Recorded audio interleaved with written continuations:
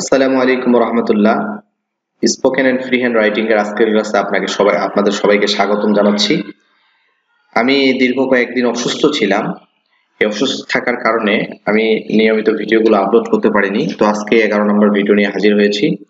আশা করছি এই কয়েকদিন আপনারা 1 থেকে 10 যে ভিডিওগুলো আপলোড করা হয়েছিল, যে পার্টগুলো আপলোড করা হয়েছিল, সেগুলো আপনারা প্র্যাকটিস করছেন। তো আজকে আমরা 11 নম্বর ক্লাস নিয়ে হাজির হয়েছি। তো আজকের ক্লাসটা একটু মজাদার ক্লাস হবে। দেখেন, আমরা অনেক সময় কিন্তু অনেক কথা বলি, যে আমরা যে কথাটা বলতে চেয়েছি কিন্তু বলতে পারিনি, অনেক কথা। আবার আমরা কি করতে চেয়েছি কোনো কিছু, আবার করতে পারিনি। হ্যাঁ, অনেক কিছু দেখতে চেয়েছি কিন্তু দেখতে আমরা চাইনি। হ্যাঁ, এরকম টাইপের। অথবা কোনো কিছু আমরা করতে চেয়েছি কিন্তু আমরা সেটা করে ফেলেছি, কিন্তু আমরা সেটা চাইনি যেটা এরকম হোক। আবার অনেক সময় আমরা কোনো কিছু দেখে ফেলেছি যেটা আমরা চাইনি যে আমি সেটা দেখতে চাই, মনে হয়েছিল যে আমি দেখি। এই টাইপের যদি কোনো কথা বা কাজ আমরা বলতে চাই, তাহলে সেটা আমরা স্পোকেনে কিভাবে করে ইউজ করব, সেটাই হচ্ছে আজকের ক্লাস থাকবে। যেমন ধরেন, আমরা কিভাবে করে বলতে পারি, তোমাকে আমার পাশে বসতে হবে, আমি আসলে এরকম কিছু বলতে চাইনি। এই টাইপের যদি কোনো সেন্টেন্স হয়, যেমন তোমাকে আমার পাশে বসতে হবে, এটা আমি আসলে এরকম কিছু বলতে চাইনি। এটা আমরা কি বলবো? I didn't mean to seat you by me. I didn't mean to seat you by me. I didn't mean to seat you by me, মানে তোমাকে যে আমার পাশে বসতে হবে এরকম আমি কিছু বলতে চাইনি। হ্যাঁ, এই টাইপের।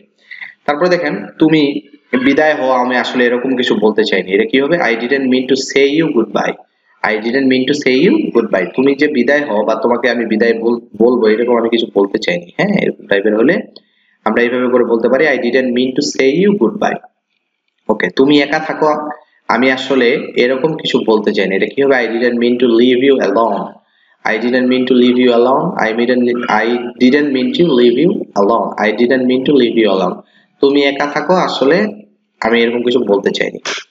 তারপর দেখেন, আমার সাথে থাকতে হবে, আমি আসলে এরকম কিছু বলতে চাই না। এটা কি হবে? I didn't mean to stay you with me. I didn't mean to stay you with me. I didn't mean to stay you with me. আমার সাথে থাকতে হবে, আমি আসলে এরকম কিছু বলতে চাইনি। তুমি আমাকে চাকরির প্রস্তাব দাও, আমি আসলে এরকম কিছু বলতে চাইনি। I didn't mean to offer me the job. I didn't mean to offer me the job. তোমাকে অতিথিদের জন্য কফি তৈরি করতে হবে, আমি আসলে এরকম কিছু বলতে চাইনি। I didn't mean to prepare coffee for the guest. I didn't mean to prepare coffee for the guest. I didn't mean to prepare coffee for the guest. ওকে, আচ্ছা, এবার আমরা 52 নাম্বার রুলসটা দেখি একটু। 52 নাম্বার রুলসটা হবে কি, যে মনে করেন যে ভবিষ্যতে কোনো কিছু করতে যাচ্ছি, খুব কাছাকাছি সময়, অনেক দূরে না, কাছাকাছি, যে আমি এই যে কালকে যাব বা এখনই কিছুক্ষণ পরে যাব, এই টাইপের যদি কোনো কথা বলতে চাই, তাহলে আমরা গোয়িং টু দিয়ে বলতে পারি। গোয়িং টু দিয়ে বলে আমরা তাড়াতাড়ি সেটা করে ফেলতে পারি। যেমন দেখেন, আমি আগামীকাল একটি স্মার্টফোন কিনতে যাচ্ছি। আমি আগামীকাল একটি স্মার্টফোন কিনতে যাচ্ছি, এটা হবে I am going to buy a smartphone tomorrow. এটা উইল বললেও হবে, কিন্তু যদি এরকম খুব কাছাকাছি সময় বোঝায়, তাহলে আমরা গোয়িং টু দিয়ে বলতে পারি যে I am going to buy a smartphone tomorrow. I am going to buy a smartphone tomorrow. আমি আগামীকাল একটি স্মার্টফোন কিনতে যাচ্ছি। I am going to buy a smartphone tomorrow. Okay, সে আগামীকাল শপিং করতে যাচ্ছে, এটা কি হবে? He is going to shopping tomorrow. He is going to shopping tomorrow. He is going to shopping tomorrow. সে আগামীকাল শপিং করতে যাচ্ছে। He is going to shopping tomorrow. আগামীকাল তুমি কি করতে যাচ্ছ? What are you going to do tomorrow? What are you going to do tomorrow? What are you going to do tomorrow? আগামীকাল তুমি কি করতে যাচ্ছ? What are you going to do tomorrow? Okay, are you going to invite Sifat to your party? তুমি কি তোমার পার্টিতে সিফাতকে আমন্ত্রণ জানাচ্ছ? Are you going to invite Sifat to your party? তুমি কি তোমার পার্টিতে সিফাতকে আমন্ত্রণ জানাচ্ছ? Are you going to invite Sifat to your party? তুমি কি তোমার পার্টিতে সিফাতকে আমন্ত্রণ জানাচ্ছ? Okay, I am going to visit my uncle. আমি আমার চাচার সাথে সাক্ষাৎ করতে যাচ্ছি। I am going to visit my uncle. আমি আমার চাচার সাথে সাক্ষাৎ করতে যাচ্ছি। I am going to visit my uncle. আমি আমার চাচার সাথে সাক্ষাৎ করতে যাচ্ছি। আমরা একটা গাড়ি কিনতে যাচ্ছি। We are going to buy a car. We are going to buy a car. এটা কিন্তু উইল দিয়ে বললেও হবে, কিন্তু যেহেতু খুব কাছাকাছি, এজন্য আমরা যাচ্ছি বোঝাচ্ছে। যদি আমরা এরকম কাছাকাছি সময় কোনো কথা বলতে চাই, তাহলে আমরা গোয়িং টু দিয়ে বললে খুব সুন্দর হয়। হ্যাঁ, we are going to buy a car. আমরা একটা গাড়ি কিনতে যাচ্ছি। ওকে, এবার দেখেন পরের সেন্টেন্স 53 নাম্বার রুলস কি হবে? I am dying to. এটা মানে কি হবে? মানে কোনো কিছু করতে একবারে মানে কাতর হয়ে যাচ্ছে, মরিয়া হয়ে যাচ্ছে, এরকম টাইপের কোনো কথা বলতে হলে আমরা আই এম ডাইং টু দিয়ে বলতে পারি। এরপরে আমরা ভার্বের V1 বসাবো। যেমন দেখেন I am dying to have your লাভ, তোমার ভালোবাসা পেতে আমি কাতর হয়ে আছি, তোমার ভালোবাসা পেতে আমি কাতর হয়ে আছি। I am dying to have your love, I am dying to have your লাভ, তোমার ভালোবাসা পেতে আমি কাতর হয়ে আছি, তোমার ভালোবাসা পেতে আমি কাতর হয়ে আছি। I am dying to have your love. Okay, I am dying to express my feelings, I am trying to express my feelings, I am trying to express my feelings, আমি আমার অনুভূতি প্রকাশ করতে মরিয়া হয়ে উঠেছি। ওকে, আমি আমার অনুভূতি প্রকাশ করতে মরিয়া হয়ে উঠেছি। I am trying to express my feelings. এক কাপ কফি খাওয়ার জন্য আমার আর তর সইছে না, এটা কি হবে? I am trying to take a cup of coffee, I am trying to take a cup of coffee, এক কাপ কফি খাওয়ার জন্য আমার আর তর সইছে না। I am trying to take a cup of coffee, I am trying to take a cup of coffee, এক cup coffee খাওয়ার জন্য আমার আর তর সইছে না। I am trying to take a cup of coffee, এক কাপ কফি খাওয়ার জন্য আমার আর তর সইছে না। I am trying to search for a new job, একটা নতুন চাকরি খুঁজে পেতে আমি মরিয়া হয়ে উঠেছি, একটা নতুন চাকরি খুঁজে পেতে আমি মরিয়া হয়ে উঠেছি। I am trying to search for a new job. I am trying to spend vacation at Maldives, মালদ্বীপে ছুটি কাটাতে আমার আর তর সইছে না, মালদ্বীপে ছুটি কাটাতে আমার আর তর সইছে না। I am trying to expand my business, আমি ব্যবসাকে সম্প্রসারণ করতে আর অপেক্ষা করতে পারছি না।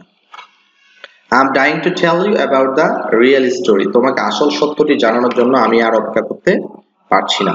এরকম টাইপের। I am trying to tell you about the real story, তোমাকে আসল সত্যটি জানানোর জন্য আমি আর অপেক্ষা করতে পারছি না।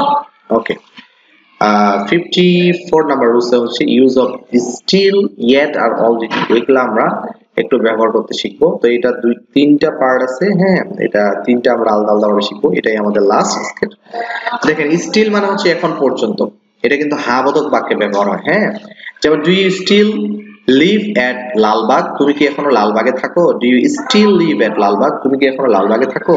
ওকে, my father is still alive, আমার বাবা এখনো বেঁচে আছে। স্টিল মানে কোনো কিছু এখনো পর্যন্ত চলতেছে, এরকম হলে আমরা স্টিল বলতে পারি। My father is still alive, আমার বাবা এখনো বেঁচে আছে। Do you still interested to him, তুমি কি এখনো তার প্রতি আগ্রহী? তুমি কি এখনো তার প্রতি আগ্রহী? Do you still interested to him? Okay, do you still hate me, তুমি কি এখনো আমাকে ঘৃণা করো? Do you still hate me, তুমি কি আমাকে এখনো ঘৃণা করো? Okay, he is 40 years old and he is still unmarried, তার বয়স 40, এখনো সে অবিবাহিত। হি is 40 years old and he is still unmarried, তার বয়স 40 কিন্তু এখনো সে অবিবাহিত। ইয়েট হচ্ছে এখনো পর্যন্ত, কিন্তু এটা না বোধক বাক্যে ব্যবহার হয়। হ্যাঁ, ওটা হা বোধক, স্টিল আর ইয়েট এর মধ্যে এটাই পার্থক্য, দুইটাই এখনো বোঝায়, কিন্তু স্টিল হচ্ছে হা, ইয়েট হচ্ছে না। যেমন why didn't you go yet, তুমি এখনো যাওনি কেন? তুমি এখনো যাওনি কেন? why didn't you go yet, তুমি এখনো যাওনি কেন? haven't you spent yet, তুমি এখনো ঘুমাওনি?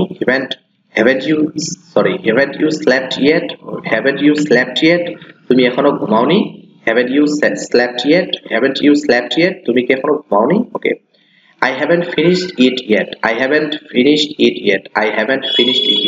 আমি এখনো এটা সম্পন্ন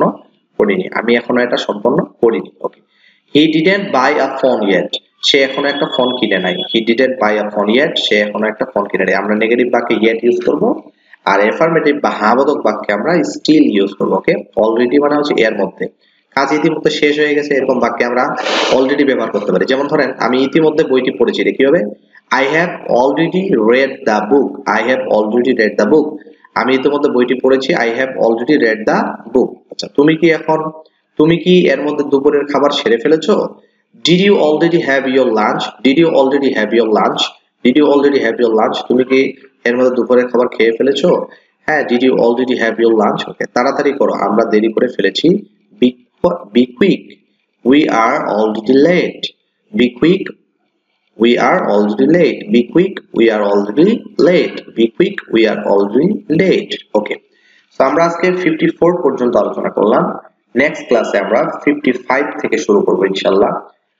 সো সেই পর্যন্ত ভালো থাকবেন, আর ভিডিওটা অবশ্যই থামিয়ে পজ করে আমি যেভাবে করে পড়াচ্ছি আমারটা শুনবেন, তারপর আপনারা আবার উচ্চারণ করবেন, সেভাবে করে উচ্চারণ করে আপনারা আমার সাথে প্র্যাকটিস করবেন। সো আজকের ক্লাস এই পর্যন্তই, সবাই আমার জন্য দোয়া করবেন। আল্লাহ হাফেজ, আসসালামু আলাইকুম ওয়া রাহমাতুল্লাহ।